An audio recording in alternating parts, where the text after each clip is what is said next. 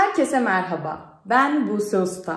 Yeni bir video gibi giriş yapıyorum. Neden? Çünkü gelen talepler üzerine videolarıma İngilizce altyazı ekledim. Toplam gelen talep sayısı ise 3 kişi. Neyse, şaka bir yana, ilk videomda dediğim gibi size klasik müziği sevdirmeye geldim. Ve artık daha fazla kişiye sevdirmek için buradayım. Evet, giriş bitti. Bugün besteci tanıtma günü. Daha önceki videolarımda Schubert anlatacağım dedim, Beethoven anlatacağım dedim. Şimdi çıktım Rossini anlatıyorum. Niye? Değişiklik olsun, biraz farklı bestecilerden gidelim diye ve bir de ben seviyorum diye. Sanmayın ki Rossini'yi tanımıyorsunuz. Daha önce ismini duymamış olabilirsiniz ama şimdi eserlerini dinleyince "Aa, bu o muymuş ya?" diyeceksiniz. Hiç güzel rol yapamadım. Mesela hiçbiriniz "Aa, yo, ben tanımıyorum bunu, bilmiyorum" diyemezsiniz. Eseri nereden biliyoruz? Hemen söyleyeyim. Bugs Bunny. Rossini'nin birçok eseri çizgi film serilerinde fon müziği olarak kullanılmıştır. Diğer bileceğimiz eseri ise şu. Ya, bu da mı onunmuş? Evet, tanıdınız işte.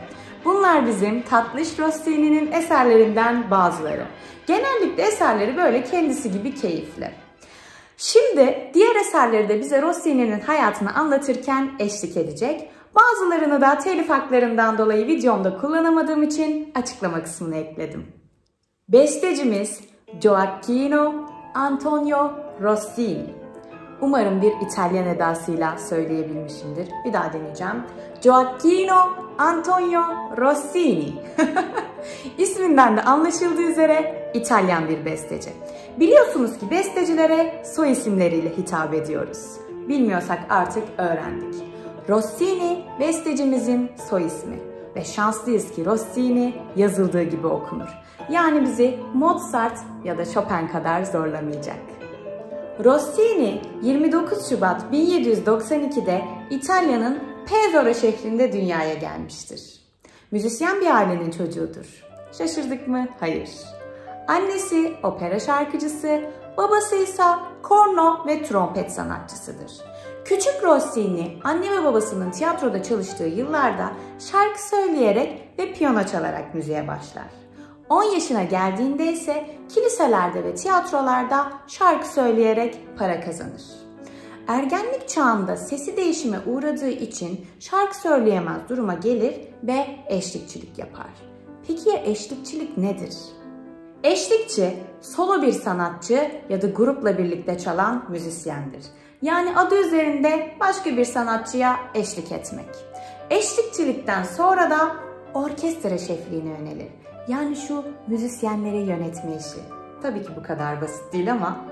Neyse, bu arada Rossini'nin müzik yeteneği kilisedeki hocaları tarafından keşfedilince 14 yaşında müzik okuluna yazılır ve ilk eserlerini üretmeye başlar. Nispeten diğer bestecilere göre geç bir yaş. Tabii ki benim için değil ama hatırlarsanız Mozart ve Chopin 4-5 yaşlarında ilk eserlerini üretmeye başlamışlardı. Hatırlamıyorsanız video burada. Rossini'nin birçok enstrümanı başarıyla çalması operaya büyük bir ilgi duymasını sağlar ve gençlik yıllarında ilk opera denemelerini yapar. O zaman tam bu noktada kısaca operadan bahsedelim. Opera tüm sanatların birleşimidir. Tiyatronun müziksel anlatımı olarak da tanımlanabilir. Halk arasındaysa "Bunlar ne bağırıyorlar yahu?" olarak ifade edilen sanat türüdür.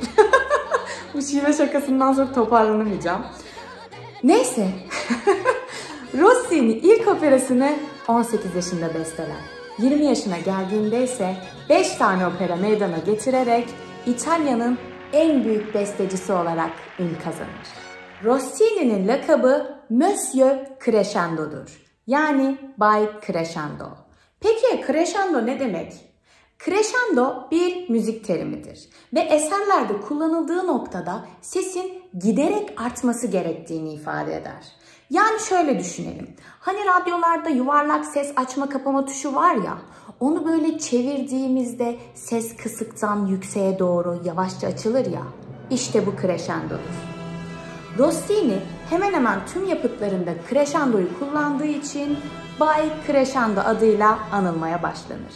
Ayrıca müziğindeki melodiler ve neşeli karakterler sebebiyle İtalyan Mozart olarak da tanınır. Yani benim gözümde tabii ki bir Mozart değil. Ama eserlerini dinlediğinizde Mozart'ı duyuran renkli ve coşkulu bir hava vardır. Zaten kendisi de Mozart'a hayranlığını ifade eder. Hatta okul yıllarında Mozart'a benzetilmekten hoşlandığı için arkadaşlarının ona küçük Alman dedikleri de söylenir. Daha önceki videolarımda müziğin dönemlere ayrıldığından bahsetmiştim. Bunun için ayrıca bir video çekeceğim. Ama şimdi gelelim Rossini'nin ait olduğu döneme. Rossini tarih itibariyle romantik döneme denk gelir. Ama ruhu ve eserleri asla romantik dünyanın bir parçası olmamıştır. Eserleri yapı olarak klasik döneme daha yakındır. Şimdi biraz sıkıcı konuları geçelim.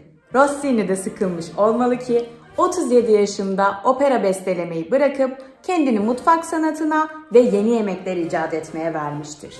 Rossini'nin ürettiği bistecca alla Rossini yani Rossini usulü biftek bestecinin operaları kadar ünlü bir yemektir.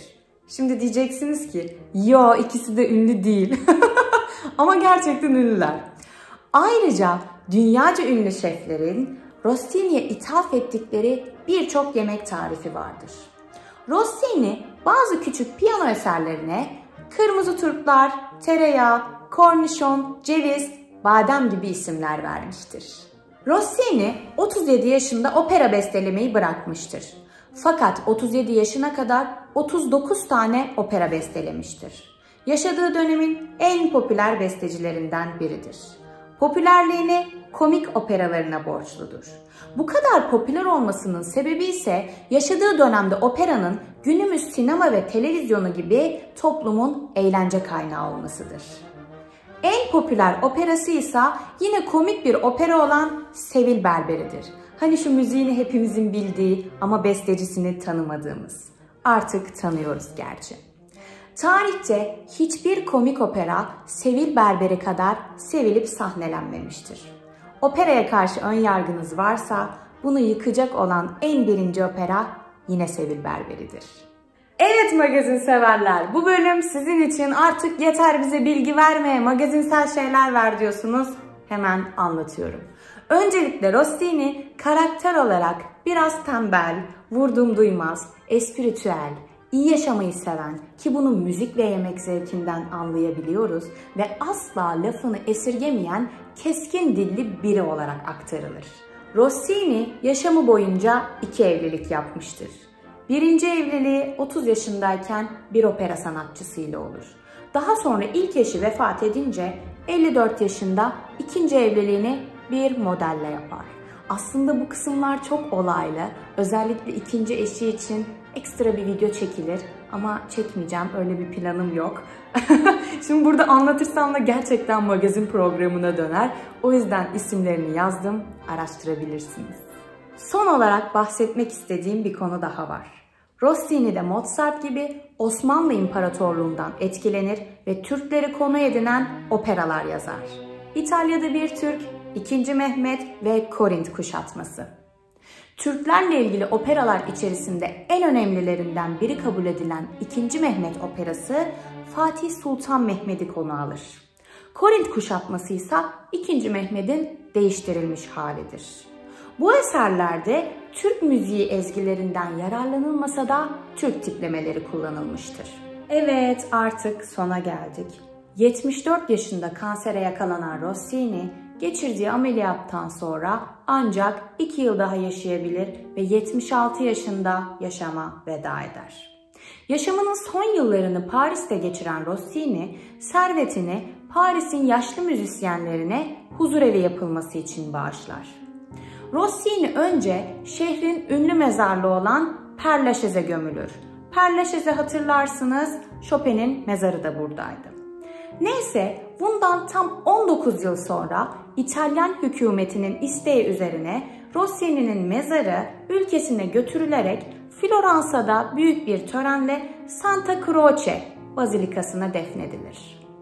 Rossini diğer bestecilere göre biraz daha şanslı. Hatırlarsanız Mozart ve Chopin erken yaşta ölmüşlerdi.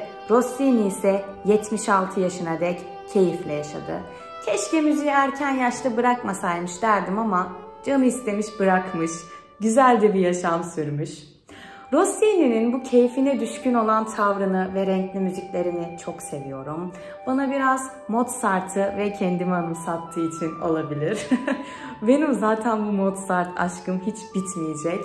Keşke bu iki besteci de yaşasalardı ve bu videoyu izleselerdi. Mozart gülerdi de Rossini biraz eleştirebilirdi bence. Neyse, videomuz bu kadar. Umarım keyif almışsınızdır. Sevil Berber'ini izlemeniz dileğiyle, sevgiyle ve müzikle kalın. Hoşça kalın.